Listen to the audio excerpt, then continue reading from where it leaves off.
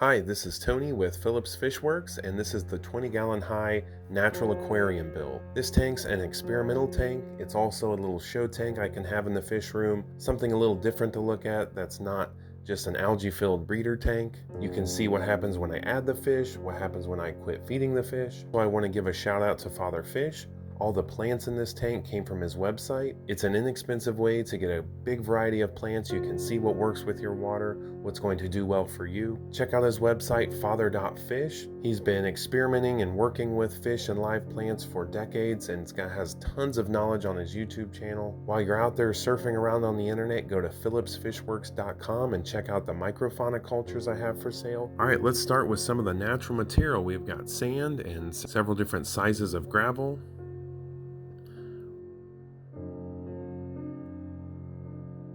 We've got our dirt for the bottom, some large rocks for the aquascape, and here are the plants I mentioned before.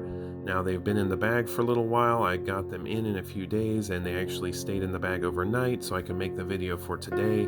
They've not been opened yet. Got some leaf litter, and of course the 20-gallon high. This is an Aquarium. I know you're all familiar with the Petco 50% off sale. Peeling off the label, sometimes the letters or writing can be stuck on the glass. You can scrape that off with a razor blade pretty easily. I then like to clean up some of the sloppy silicone work along the edges. That's just me being picky. And of course, rinse the tank. You could use some vinegar to rinse it out if there was some crud in there, or just plain water. Give it a little wipe down. Now, starting with the soil, this is kind of your base layer. I like to use either some kind of potting soil or potting mix, or dig it out of my backyard. Now, we recently moved, and I know the previous owners treated the yard, so we're not going to use any soil from my house for the time being anyways. It comes in pretty dry usually in the bag. I like to get it wet to where it's a little bit of a mud consistency, makes it easier to work with. You're going to want to keep that layer pretty thin, especially in a 20-gallon tank, even thinner maybe in a 10-gallon. I like to go right about an inch, maybe a hair less than an inch. You can add all kinds of supplements to the soil. In this situation, I'm just using plain potting soil right out of the bag.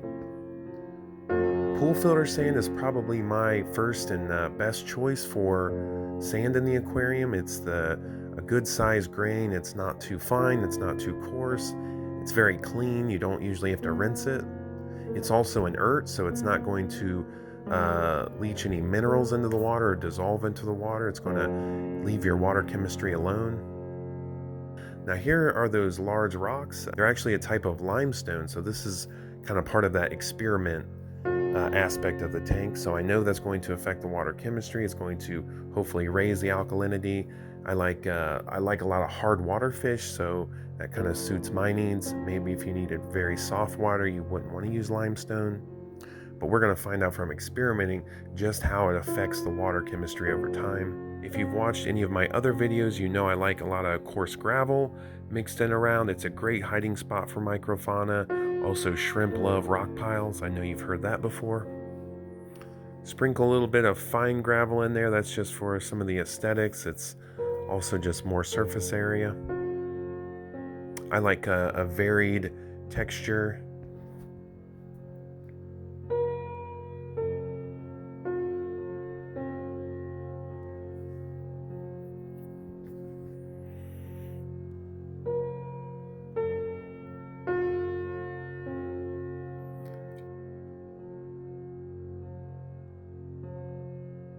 I like using sponge filters. They're safe for fry and very simple and inexpensive to use. We're also going to use just a simple heater in the back. White poster board for the background for now. I might switch that out for black. This is a piece of bubble wrap. Came in some packaging. I did rinse it off. I'm using it as something to just keep that stream of water from piercing the sand and bubbling up the soil. So when you've got a water coming out of there quickly, you need something like a plate or saran wrap or just something to slow down the flow so it doesn't dig into the sand and disturb that dirt layer in the bottom. You can see it's gotten a little cloudy. Well, that will clear up in a day or two, no problem. Also, I'm right about half full, maybe a little more, and it's time for the plants. So this is that plant package from Father Fish I was telling you about. They'd been in transit for quite a while, plus again another night extra once I got them in the bag. So they weren't looking too rough. I've certainly received much rougher plants, but you'll see in just a few days they really come back to life and start putting on roots and new growth. So I was extremely happy with the plants, especially once they settled in a few days. Here I'm just cutting off rubber bands. I'm peeling off some of the wilting leaves and some of the leaves at the bottom that are going to go down in the dirt. And keep in mind, most of my experience with plants has been all practical use for breeding purposes. So lots of hornwort, guppy grass, some jungle val.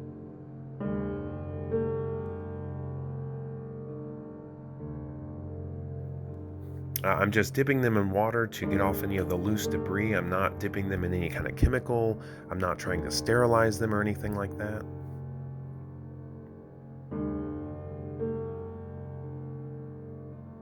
So I'm just planting them around. Again, I'm going for a jungle scape. I don't have a particular idea in mind about what's going to be super tall or what's going to be short. I'm not that concerned about it. I just want to see what these plants do in my water. I want to see how they grow. They're depending on how they were grown or what kind of water they were grown in or whether they were grown in or out of water. They could potentially die back, different things like that. So I'm not too set on a particular outcome. I just want to see how they grow. Sometimes you got to move rocks around, change the scape a bit. I'm just finding little nooks and crannies, putting some in the back, some in the middle, some in the front. With all the rock, it does take up some of your planting space, but I want this to really grow in and be lush, but the two big rocks in the middle will kind of leave an open area in the middle for some fish to swim around.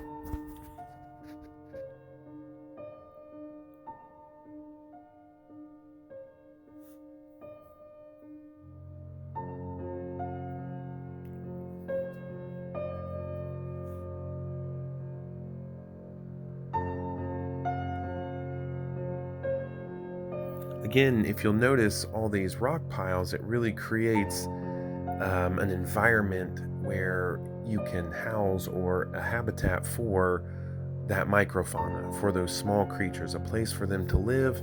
Because we will have fish in here eventually once those creatures become established, and they're going to need a place to hide from those fish. And if you want a large population of creatures, you got to have a large habitat. You got to have lots of surface area, lots of places to hide. So you can see filled it up the rest of the way with water. The plants, from being in those bags for so long, they're kind of bent all different ways. You don't really want to straighten them out. I'm kind of fluffing them around, but really they'll kind of straighten up on their own as they settle in for a few days. Here we go with some leaf litter. This is some live oak leaf. The larger ones were southern magnolia. Now these leaves did not come out of my system. They've just been soaking in the water for a few days to soften them up, get them to sink, release some of their tannins so the water doesn't get so dark. But I wanted to start this tank pretty much from scratch, so you could see the benefits of adding a microfauna package. You could see, well, if I don't have existing tanks or existing seeded sponge filters, what's going to happen? How is this microfauna going to develop if I don't pull leaves out of another system or leaves out of the wild?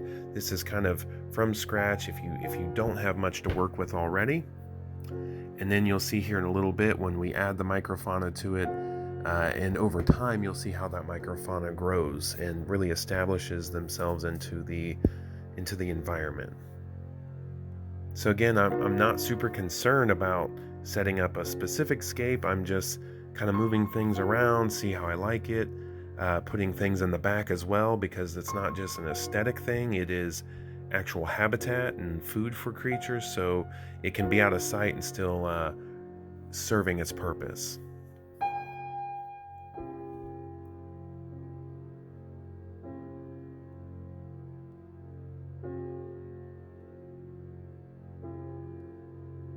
This is just a little piece of needlepoint mesh. You can buy it at hobby and craft stores. I use it just to scoop out some of the stuff. It also works great for duckweed. Here we are 24 hours later. You can see the plants have really straightened up quite a bit. They're looking much better. The water's also cleared up quite a bit. And now we are going to add some of the microfauna packages. So if you go to my website, phillipsfishworks.com, you can see all these microfauna cultures for sale. This first one is scud balls. So this is a 9-pack of scud balls. They come in 3, 6, and 9. These are sweet gum seed pods, and they're loaded with scuds and other microorganisms. Here's a bunch of scuds whizzing around. And there's a lot more in there. It's not just the scud culture, it's the botanicals of the seed pods. It's also, there'll be cyclops, seed shrimp, all kinds of other creatures in there. Now you can dump all that directly into the tank. You don't want to pull those out. If you just pull the seed pods out and dump all the other stuff, you're going to miss a lot of those beneficial organisms. I put it in a cup just so you could see what was all in there. Again, it's difficult to see on the with my camera here, but there is quite a bit of life in there. It's not just scuds swimming around, it's a whole bunch of other stuff. And there's going to be lots of microscopic creatures you can't see living on the seed pods as well.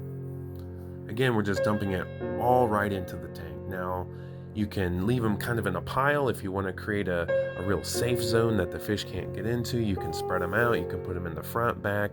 They serve a purpose in the tank. They don't even have to really be in view, but because of the shape and the holes in them, it's a great habitat. Things like scud will actually, they live in them, but they also actually consume them. They break it down. It's good for the environment. It's good for the creatures in the environment. Kind of creates that ecosystem. The next culture is Bag of Bugs. This is a Microfauna biodiversity pack. It comes with some leaf litter, seed pods, a plant, tons of little critters crawling around in there. You've got scuds. I like to include some wild type cherry shrimp. They're a real hardy shrimp. I've been breeding for quite a while now. I don't cull for color on them. I'm more concerned about how they perform in adverse water conditions. But this little pack, again, everything goes right in the tank. You don't have to sift out the little pieces of scuzz in the bottom, the decaying leaf litter. That's all very important to the ecosystem. Sometimes the leaves get stuck in the bag. Just get them out with a pair of tongs or a fork or something. Here we are looking. You can see little copepods in there swimming around. A little cherry shrimp in there as well. We're going to dump it all right in. This plant is stonewort. It doesn't always come with the same plant. The seed pods actually now I've been shipping separately in a little separate bag because they were bouncing around and pulverizing the shrimp, unfortunately. I'll let the stonewort kind of float around, do its own thing. And then these seed pods, since I have so many of them in this tank, I kind of stuff them in the back to spread around the habitat.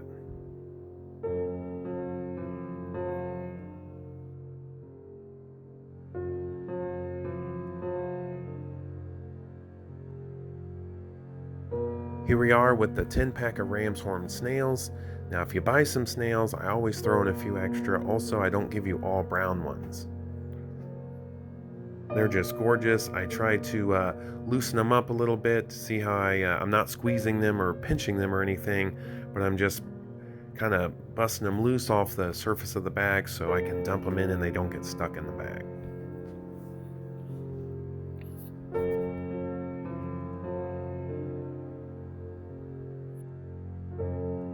All right, here we are 3 days later. Tank's looking much better. The plants are getting a little more cozy, spreading out a little bit. They've mostly gone upright. We can see this big old ram's horn snail cruising around looking good. There were those scud balls I put in there. Now again, you've got this big tank and you put this bag of microfauna. All those little critters are usually going to hide right away. They kind of disappear into this huge habitat, but in a very short amount of time, you'll start to see them reproducing, and you'll see the copepods on the glass and all that kind of stuff going on. Here we are at 5 days, so I'm very happy how this is turning out so far. We've got new growth on the plants. We've got lots of roots coming down from the plants. The inhabitants are starting to get a little settled in, and over time, they're really going to be multiplying. So check out the website, phillipsfishworks.com, see the microfauna packages I have, and thanks for watching, everyone. Wake up, today's gonna be a good day.